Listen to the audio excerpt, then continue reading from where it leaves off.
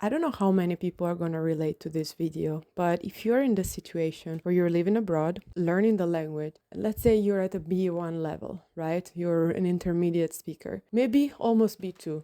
You just don't trust yourself enough. You don't consider yourself fluent, but you would like to work in your target language. In my case, I live in the Netherlands. I've been living here for a while. At some point, I was given the opportunity to work in Dutch. How did I do it? What do I recommend you do and don't? What can you learn from my experience? Let me give you some steps. The first step is a leap of faith. You're never gonna assess yourself as ready. You need a little bit of luck, like I did, to have somebody on the other side. So my manager, my boss, to send me and vouch for me. They thought I was good enough and I could figure it out.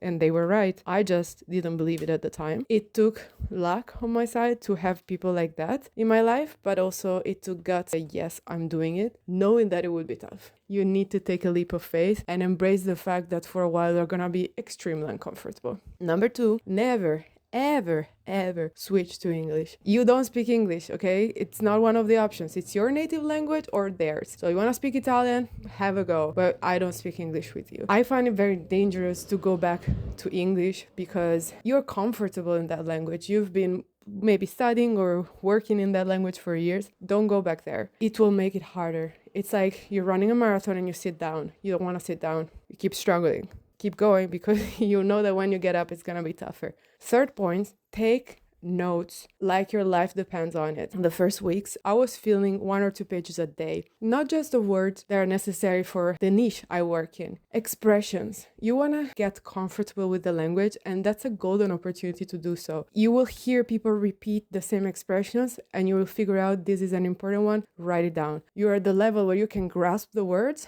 but maybe you would never phrase something like that. Or you don't know all the words, but you can write it down and search it later. Just the fact of noticing them and picking one to learn is gonna make a difference in the long term. And fourth and last piece of advice, this is where I went wrong. I was like, people need to think that I'm native, otherwise they're not gonna accept me. And whenever it was blatantly obvious that I didn't know how to express myself about something, I would feel so bad and judge myself for it. And I gave myself a really hard time until I realized nobody's complaining. This is not a problem to anybody except for me, because I'm able to do my job. I'm able to understand them. They're able to understand me enough. I'm delivering. The problem does not exist. I started to embrace the fact that I'm not native, and that's it.